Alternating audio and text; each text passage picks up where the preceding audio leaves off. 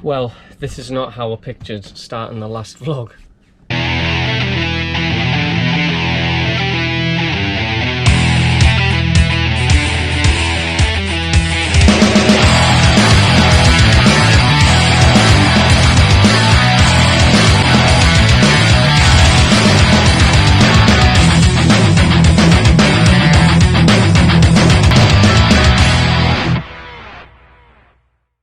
Well, this technically isn't the last one. I've already filmed one what you haven't seen yet, but this is the last race weekend of the year. And I'm studying in my sort of, let's call it sexy undergarments. Not had a great day today.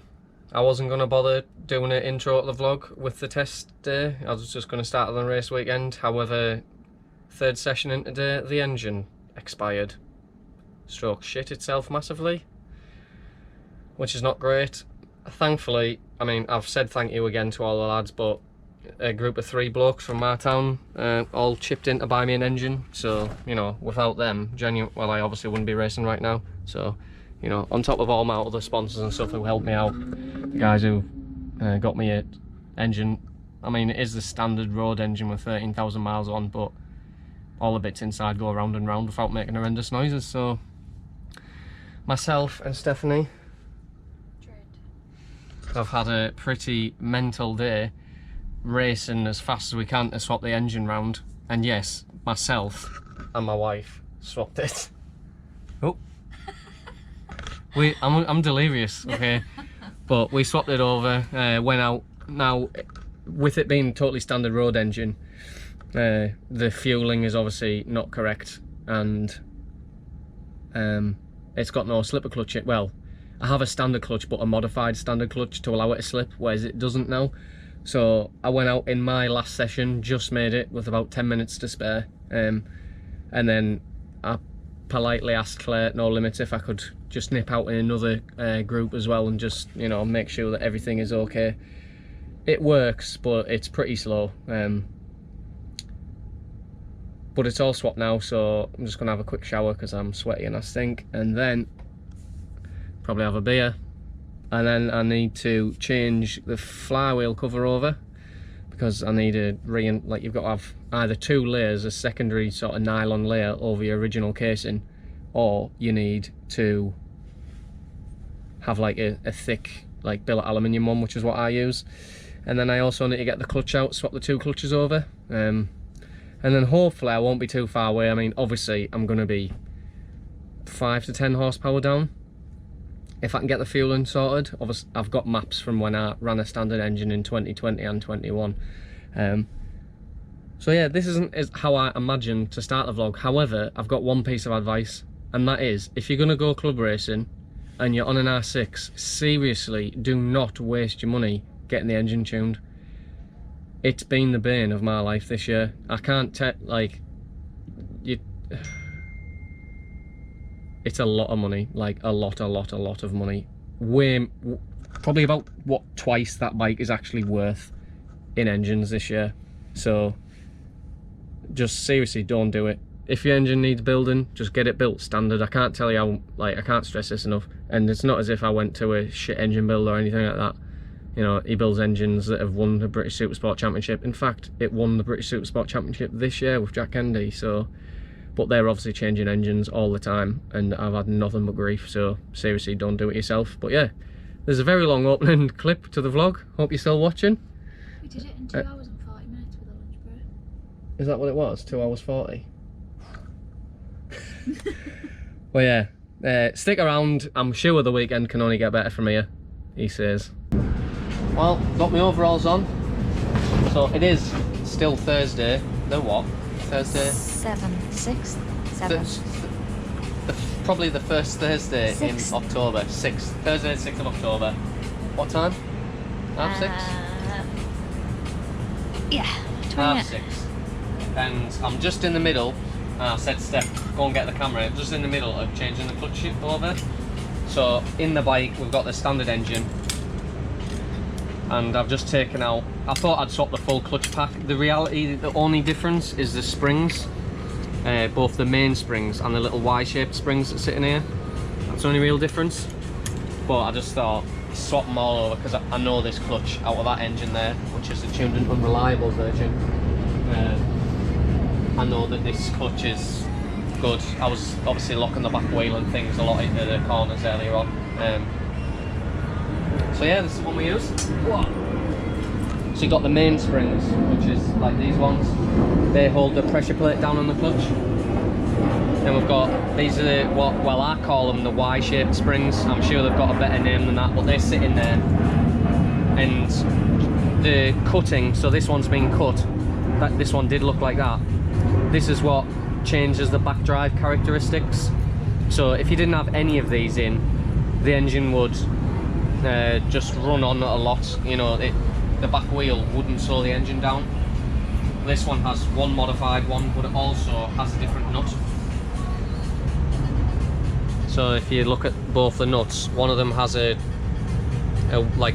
flange around it, but also one of them is deeper than the other. So that takes the preload off the clutch a little bit. Every day school day? Well, unless you already knew that, and then I'm just talking shit, so see you in a bit. Good morning. It's Saturday the 8th of October at 1 minute past 8. So not long woke up.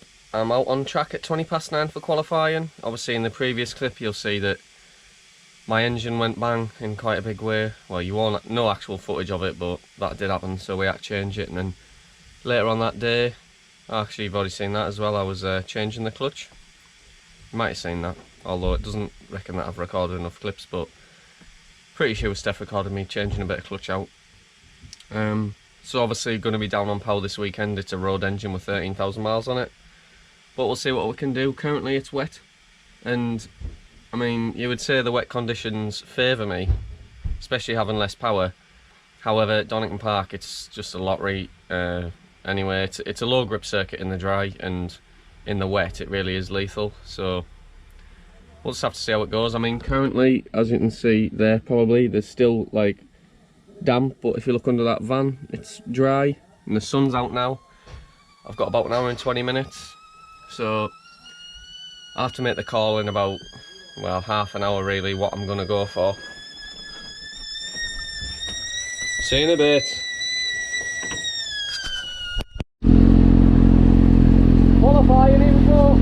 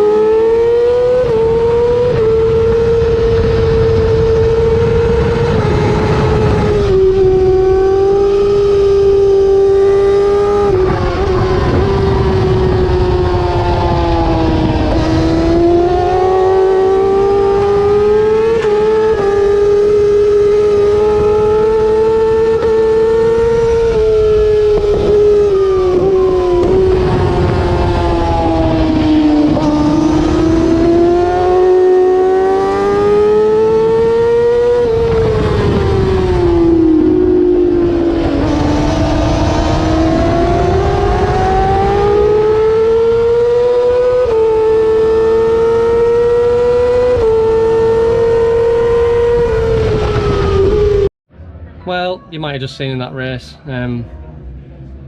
Not my best race. I got held up a little bit and struggling. You probably saw on the first lap how loads of bikes just flew past me down the back straight. I'm lacking a fair bit of power now. I'm on the standard engine, but it is what it is, and I'm going to do the best I can.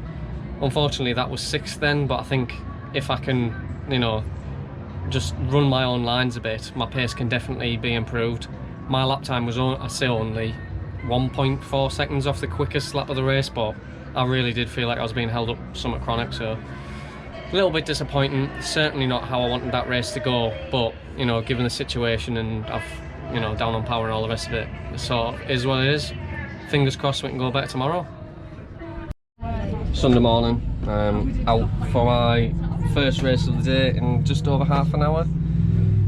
Got a load of people here to support me this weekend, which is nice. Obviously, as you saw in the vlog, and you might have seen a bit of footage there, struggling with a bit of straight line pace on this standard engine, but you know, it is what it is. It's racing, anything can happen. I can go faster if I don't get held up, so we'll just have to see how it goes. But I'm looking forward to it. I'm only racing a bike at the end of the day, so what have I got to whinge about?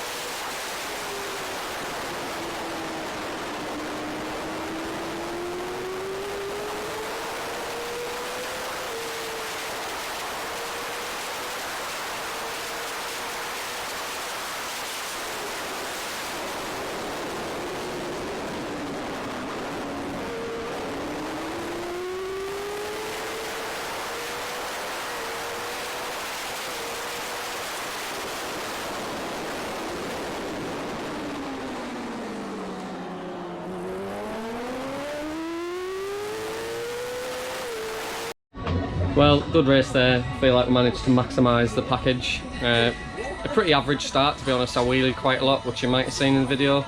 Made a couple of sort of, well, good overtakes on the first lap, which, you know, pulled me up the grid, and then I was able to sort of defend from there.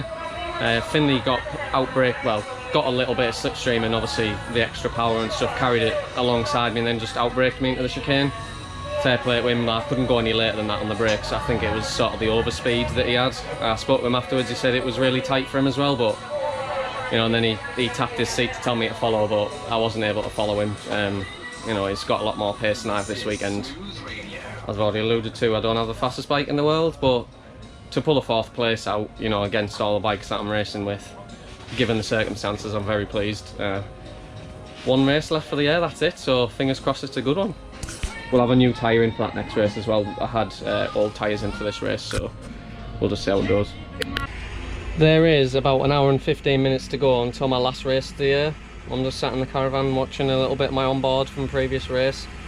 I can see where I can go quicker, you know, that doesn't require having more power. Yeah, making a few mistakes, a little bit of line choice, a little bit rushing into corners a bit too hard, trying to gain time, but then ultimately I'm losing a bit of time. So this is how I sort of analyse my races after I've done each one. Have a look on here and see what I can improve. As I already said, I think at the end of the last race, I think I've, you know, pretty well optimised, or, you know, I'm getting the most out of my package, I think. I'm not far off it, maybe got a couple of tenths to find. I think I did a 36.5 in that race, so, you know, with the engine available to me and stuff, I'd be pretty happy with a low 36. Maybe even pinch a 35.9 looking at this. Again, it depends how windy it is, whether the sun stays out or not, because the track temperatures are quite low. But yeah, just 1 race left, which is, you know, I wouldn't even say it's bittersweet. It's, oh well, it's bittersweet in the fact that, great, I've got another race, but bitter in the fact that, you know, it is the last one of the year. Hopefully we can be back in the paddock next year and go racing again. That's the idea, but we'll just have to see what happens. So I was just doing my videos, as I said, watching them, and Sam Throw just put his head in the window and he's like, mate, your engine, he's like, it is really slow. He reckons, I mean, I've guessed at what I think the horsepower is, and I said about 115 maybe. He reckons, he just came there, he's like, I don't even think it's got a 1 and a 2 in it, so he thinks it's sub 120 as well. So that's like the 3rd comment I've had that my bike is very slow. But like I say, I've already said that, but it's just nice to know that other people are realising, you know, I'm not maybe where I should be because my bike is slow. However, as I've already said, and I do need to stress the point, I'm extremely grateful to still be riding around, and, you know, I'm still in a championship battle with 1 race to go, so yeah, let's do it, man. Race 3 coming up now. Be taking the start. We do though have everyone who is taking the start in position, so the ref's starting to rise. The final 12-lap race of the season for the No Limits Cup and Pirelli Super Series 600 Championship. Red lights go out now, away we go, and it's a good start made by Finley Arscott. He tries to come across and cover from Tom Fisher, which he will succeed in doing so, and that really delayed Fisher. He's in danger of losing places here into the first corner. Arscott gets the advantage. Where is Tom Fisher in all of that? He is, I think, down to 3rd. Not entirely sure who that was that broke through into 2nd place. It wasn't Jack Bednarek, it could have been Andy Smart actually, with a good start on the number 10 BDR Racing bike. We'll see what order they're in at the Old Hairpin if we can. They're all together as they turn into the quick right-hander. Certainly it was Arscott who held on to the lead there, but as soon as he launched off the line, he immediately started pulling to the right to try and block Tom Fisher, and I think Tom lifted off the throttle and that really lost him some momentum into the first corner. So around McLean's they go, all of them safely through the first half a lap it looks, and to Combis, Finley Arscott trying his best to escape but not succeeding in doing so. There are 4 of them very, very close together as they come onto the exhibition straight for the first time and approach the braking zone into the Fogarty S's. They'll turn left onto the Melbourne Loop, and who's going to appear with the race lead? It is Finley Arscott by the looks of it. And yeah, Fisher actually down to 4th. That's Tommy Fielding 2nd, Andy Smart 3rd, and Tom Fisher 4th, with Jack Bednarek in 5th position. That's the order they stay in as they drop into the Melbourne Hairpin for the first time. So that really did rough Tom Fisher up in the opening exchanges. And we've got an interesting race on our hands now. Tommy Fielding, with a 13,000-mile road bike engine underneath him, is running as well as he has all weekend here. 2nd place for the 556 bike. Andy Smart in 3rd, Fisher 4th, Bednarek 5th, but about to lose that 5th place, I think, to the number 70 of Lee Wells as they go into Redgate corner. No, Lee actually not close enough into the braking zone to make that move. Yellow flag, because someone is slow. That looks like Oliver Barr, isn't it? Number 24. Yeah, it is. Oliver Barr, who's had a few mechanical issues this weekend, and he's touring into the pit lane and into the paddock. So Oliver Barr, unfortunately, his weekend is run. So briefly there, there were yellow flags out as he was going slowly, but I think that was all that was for. Right, leaders up at McLean's, and they're all still together, these top four. We've had a lead change there, though, haven't we? That looks like, is that Fielding in front now? It's certainly not Finley Arscott leading anymore. It was Fielding who was second at the line, but Andy Smart and Tom Fisher were all close enough to be challenging as well. So which of those four is it that's broken through? I think that is Fielding. You just see a flash of red on the bike as it comes out of Coppice corner. That would suggest that Tommy Fielding may have the advantage over Finley Arscott on this second lap of 12. Down towards the chicane. Yes, it is. Fielding leading the way. Arscott carrying a lot of speed out of the Fogarty S's though. Smart third, but Tom Fisher now looking up the inside of him. Jack Benderek is going elbow to elbow with Lee Wells for 5th position.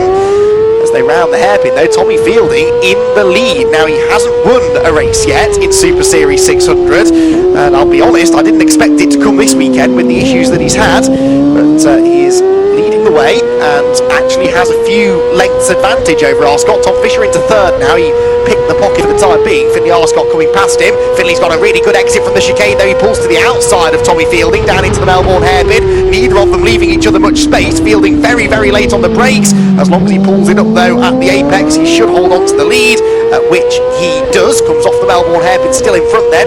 Fielding the leader, Arscott second, goes for the move on the inside line though. Finley Arscott commits for it, gets the lead away. I think he got to the apex, sits up Tommy Fielding slightly, but Fielding fights back on the exit. Brilliant stuff. Tommy Fielding is not going to be shaken from the race lead without a real fight here, and Finley Arscott is going to have to work hard for this. Looks to the inside of Redgate corner, late on the brakes, but Tommy Fielding turns across his nose and hangs on to the lead. That has definitely delayed these leading three to the point that Andy Smart is back with them. Someone's gone down out to the final corner fairly spectacularly. That is Geldart, isn't it? Yeah, it's 911 James Geldart. His bike in the middle of the ring.